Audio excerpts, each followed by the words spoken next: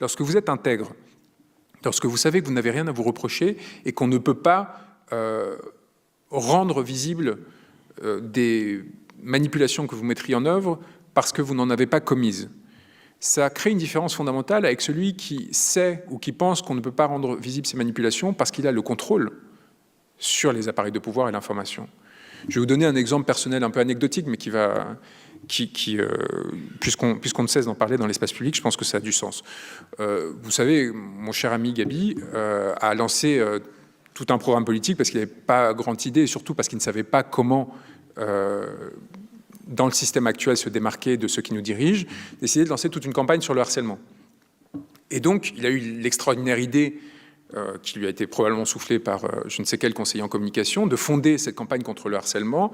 Et la fondation qu'il a créée à 35 ans, c'est sa première initiative privée depuis qu'il est devenu adulte, c'est très bien, son premier emploi, je le félicite, a décidé de le fonder sur un storytelling qui consiste à dire que lui-même aurait été victime de harcèlement quand il était enfant, ce qui évidemment n'est pas du tout indécent de la part d'un enfant de l'école alsacienne qui étale ses grandes souffrances alors qu'il a grandi dans un des milieux les plus privilégiés qui soit. Et donc, Gabriel Attal, pour le dire, pour s'en justifier, essaie de prétendre qu'il aurait subi un harcèlement homophobe, parce que tant qu'à faire, instrumentalisons plusieurs causes en même temps. Dès qu'on s'est lancé là-dessus, on ne va pas s'arrêter. Mais dans le même temps, alors petit couac, et c'est le problème de ceux qui mentent, il fait diffuser dans la presse People, via Mimi Marchand et dans Paris Match, dans Closer, People et compagnie, eh bien qu'il était en couple avec Joyce Jonathan. Je ne sais pas si vous voyez qui est Joyce Jonathan, c'est cette demi-célébrité qui avait fait sa carrière grâce à Star Academy dans mon souvenir, qui n'a pas eu une grande carrière, et qui, à l'orée de ses 30 ans, regrette un peu de manquer de visibilité, donc trouve en son camarade de classe une opportunité extraordinaire de se remettre en selle. Lui, ça le rend glamour. Elle, ça lui permet de réapparaître dans l'espace public et donc de refaire quelques concerts et ainsi de suite. Sauf que du coup, il y a un petit problème de compatibilité des discours. C'est-à-dire que quand vous lancez des opérations de propagande, vous avez intérêt quand même à avoir quelqu'un qui coordonne le tout et qui s'assure que ça soit à peu près cohérent. Soit vous avez été victime d'un harcèlement homophobe, soit vous étiez en couple avec Joyce Jonathan à la même période, mais les deux ensemble, moi je veux bien, enfin peut-être, avec toutes les transformations d'identité auxquelles on a droit en ce moment, peut-être qu'il y a une explication que vous me donnerez, mais ça ne marche pas. Et donc en fait, ces gens-là sont toujours sur la brèche, de sorte qu'ils sont aussi vulnérables à des attaques réputationnelles de cet ordre. Honnêtement, est-ce que Juan Branco, ici, malgré tout, en dépit de vos désaccords, vous ne pouvez pas reconnaître qu'il a plutôt un parcours sur le plan politique qui est plutôt assez remarquable quand même, non? Je vous invite à lire Crépuscule. Je pense, en fait, j'étais le premier à exposer son parcours politique de long en large en travers. Je me souviens qu'à l'époque, des gens assez avariés, parce que ce sont les serfs d'oligarques comme Natacha Polony, avait tenté de m'attaquer en prétendant que je faisais une fixation sur lui et que je donnais de l'importance à ce qu'elle disait être un petit roquet de la Macronie comme d'autres. J'ai quand même eu la prescience de comprendre ce qui se jouait très tôt sur cet individu et j'ai dévoilé les mécanismes d'ascension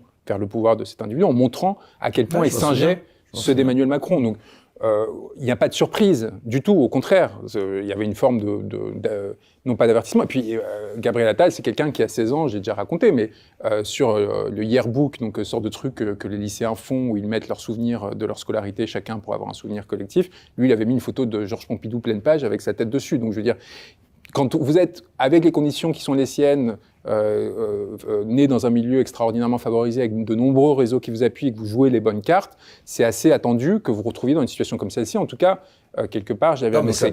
Est-ce que ça nous dit empêcher d'être efficace là où il est? Et là aujourd'hui, comment vous jugez aujourd'hui l'efficacité d'un homme politique si c'est à ses déclarations et aux conséquences que ça a sur les sondages qui sont commandés dans un cadre d'une guerre, parce que c'est une vraie guerre émotionnelle qui est menée sur la question du.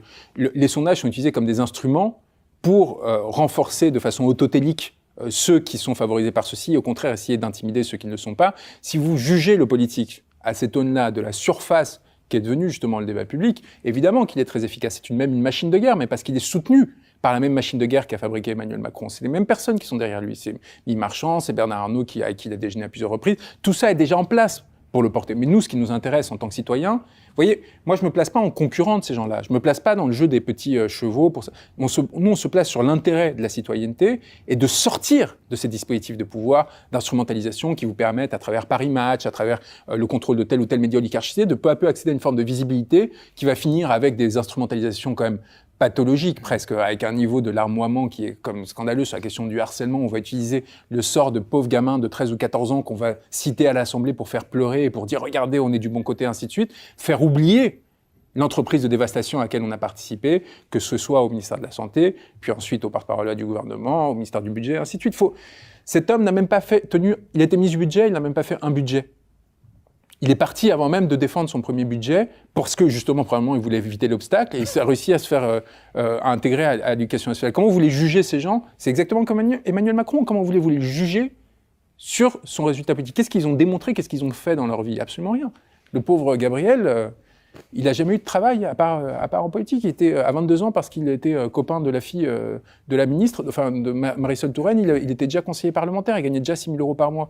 Donc, évidemment, dans ces conditions-là, vous construisez, après vous couchez avec le conseiller politique d'Emmanuel Macron, ce qui vous permet d'obtenir une circonscription, puis après vous mettez avec le porte-parole du gouvernement.